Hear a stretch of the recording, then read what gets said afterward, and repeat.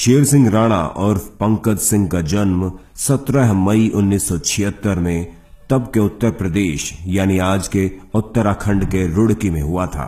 जब शेर सिंह राणा सिर्फ 4 साल के थे तब चंबल में डंका बजता था कुख्यात डकैत फूलन देवी का।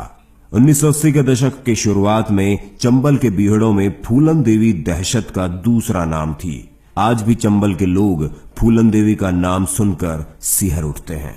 फूलन देवी को बैंडिट क्वीन यानी दस्यु सुंदरी के नाम से भी जाना जाता था। उसने बेहमई गांव में 22 राजपूतों को लाइन में खड़ा करके गोली मार दी, जिसके बाद उसने आत्मसमर्पण किया और 11 साल जेल में रहकर बाहर आई और राजनीति से जुड़कर सांसद बनी। चंबल में घूमने वाली अब दिल्ली के अशोका रोड के शानदार बंगले में रहने लगी। 25 जुलाई 2001 को शेर सिंह राणा फूलन से मिलने आया और फिर घर के गेट पर फूलन को गोली मार दी। फूलन की हत्या के बाद राणा ने कहा था कि उसने बेहमई कांड में मरे अपने राजपूत भाइयों का बदला लिया है। अब यहां से शुरू होती है हमारी कहानी। फूलन देवी की हत्या के 2 दिन बाद शेर सिंह राणा ने देहरादून में पुलिस के सामने आत्मसमर्पण कर दिया और जुर्म स्वीकार कर लिया।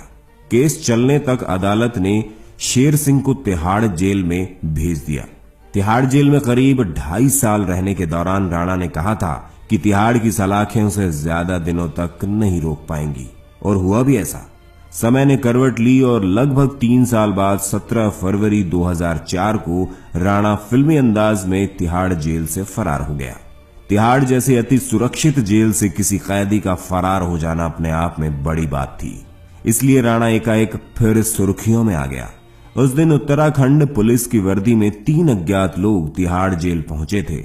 उन्होंने तिहाड़ के अधिकारियों से कहा कि वो एक केस के सिलसिले में हरिद्वार की एक अदालत में पेशी के लिए शेर सिंह राणा को लेने आए हैं। वो अपने साथ हथकड़ी और अदालत में राणा की पेशी का ऑर्डर की कॉपी भी लेकर आए थे।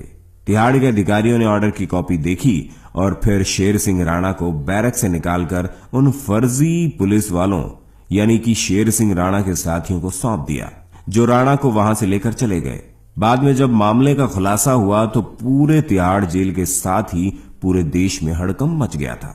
हालांकि 2 साल बाद 17 मई 2006 को राणा को कोलकाता में फिर से गिरफ्तार कर लिया गया, लेकिन ये कहानी है इन 2 सालों की जब वो जेल से फरार थे। जैसा कि हम सब जानते ही हैं कि भारत की धरती ने बहुत से वीर योद्धाओं को जन्म दिया है, और ऐसे ही एक धरती मां के वीर सपूत योद्धा थे पृथ्वीराज चौहान, जो कि हिंदुस्तान के आखिरी हिंदू सम्राट थे। कंधार विमान हाईजैक मामले में तत्कालीन विदेश मंत्री जसवंत सिंह अफगानिस्तान गए थे, तो उस समय उन्हें गजनी में पृथ्वीराज चौहान की समाधि होने की जानकारी खुद तालिबान सरकार के अधिकारियों ने दी थी। पृथ्वीराज चौहान की समाधि अफगानिस्तान में थी और मोहम्मद गौरी की कब्र के पास मौजूद थी। अफगानिस्तान में यह परंपरा है कि जो लोग मोहम्मद गौरी की कब्र देखने जाते हैं उन्हें पहले पृथ्वीराज चौहान की समाधि का अपमान जूतों से करना पड़ता है। जसवंत सिंह ने जब भारत आकर इस बात का खुलासा किया तो इस बयान को समूचे भारतीय मीडिया ने बढ़ चढ़कर देश की जनता के सामने रखा। फिर क्या नेता, क्या आम आदमी, सभी ने पृथ्वीराज चौहान की अस्थियां वापस लाने की वकालत तो की, पर प्रयास करने की जहमत शायद किसी ने नहीं उठाई। लेकिन जब शेर सिंह राणा को पता चला तो उन्होंने सम्राट पृथ्वीराज चौहान की समाधि के अवशेष सम्मान के साथ भारत वापस लाने का प्रण लिया। फरारी के बाद उसने सबसे पहले रांची से फर्जी पासपोर्ट बनवाया और कोलकाता पहुंच गया, जहां से राणा ने बांग्लादेश का वीजा बनवाया और पहुंच गया बांग्लादेश, जहां राणा ने फर्जी दस्तावेजों की मदद से यूनिवर्सिटी में दाखिला लिया और इसी दौरान उन्होंने अफगानिस्तान का वीजा भी बनवाया और फिर राणा ने कदम रखा अफगानिस्तान में। अफगानिस्तान में पहुंचकर राणा काबुल और कंधार से होते हुए गजनी पहुंचे, जहां मोहम्मद गौरी और पृथ्वीराज चौहान की समाधियां बनी थी। तालिबानों की उस जमीन पर हर कदम पर खतरा था। इस तरह तालिबानियों के गढ़ में शेर सिंह राणा ने 1 माह गुजारा और पृथ्वीराज चौहान की समाधि को खोजते रहे और आखिरकार उन्हें वो जगह मिल ही गई और वहां शेर सिंह ने पृथ्वीराज चौहान का अपमान अपनी आंखों से देखा और अपने कैमरे में कैद किया। राणा ने बिना डरे जान हथेली पे लिए पृथ्वीराज चौहान की अस्थियों के अवशेष निकालने की पूरी प्लानिंग अच्छे से की। फिर आया वो दिन जब राणा ने अपने प्लानिंग के अनुसार पृथ्वीराज चौहान की समाधि की खुदाई की और अवशेषों को निकालकर सम्मान पूर्वक भारत ले आए। इस पूरे घटना को अंजाम देने में 3 माह का वक्त लगा। राणा ने पूरे घटनाक्रम की वीडियो भी बनाई ताकि वो अपनी बात को प्रमाणित कर सके। बाद में राणा ने अपनी मां की मदद से गाजियाबाद के पिलखुआ में पृथ्वीराज चौहान का मंदिर बनवाया, जहां पर उनकी अस्थियां रखी गई। हालांकि आधिकारिक तौर पर इस बात की पुष्टि आज तक नहीं हो पाई, लेकिन जिसने भी राणा के साहस की यह कहानी सुनी वो गर्व से भर गया। एक दिन जांच एजेंसियों को पता चला कि कोई कोलकाता में हिंदी अखबार ले रहा है और हिंदी अखबार की वजह से राणा पुलिस की गिरफ्त में आ गया।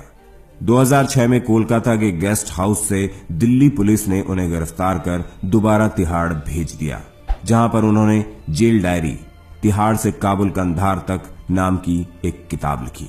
एंड ऑफ बैंडिट क्वीन नामक बायोपिक फिल्म शेर सिंह राणा के जीवन पर आधारित है, जिसमें शेर सिंह राणा का किरदार अभिनेता नवाजुद्दीन सिद्दीकी ने निभाया है। तो ये थी शेर सिंह राणा के अदम्य साहस और कारनामे की कहानी। शेर सिंह द्वारा उठाए गए इस कदम का स्वागत देश के लोगों ने तहे दिल से किया। आपको बता दें कि शेर सिंह राणा द्वारा दी गई हत्या और भारत के कानून का अनादर करने का हम बिल्कुल भी समर्थन नहीं करते। इस वीडियो को बनाने का मकसद सिर्फ शेर सिंह के इस साहसिक कारनामे को सभी के सामने लाने के लिए किया गया है। जब सरकार सब कुछ जानने के बाद भी सो रही थी और विपक्ष राजनीति कर रहा था, तब शेर सिंह ने अकेले बीड़ा उठाया धरती मां के उस वीर सपूत को वो सम्मान दिलाने का जिसके वो हकदार थे। इसके बारे में आप क्या सोचते हैं, हमें कमेंट करके जरूर बताएं। इस वीडियो को बहुत मेहनत से बनाया गया है, इसलिए अपने विचार व्यक्त करने से पहले जरूर सोचें और हमारे चैनल हिंदी काउंटडाउन को सब्सक्राइब करना बिल्कुल ना भूलें। जय हिंद, जय भारत।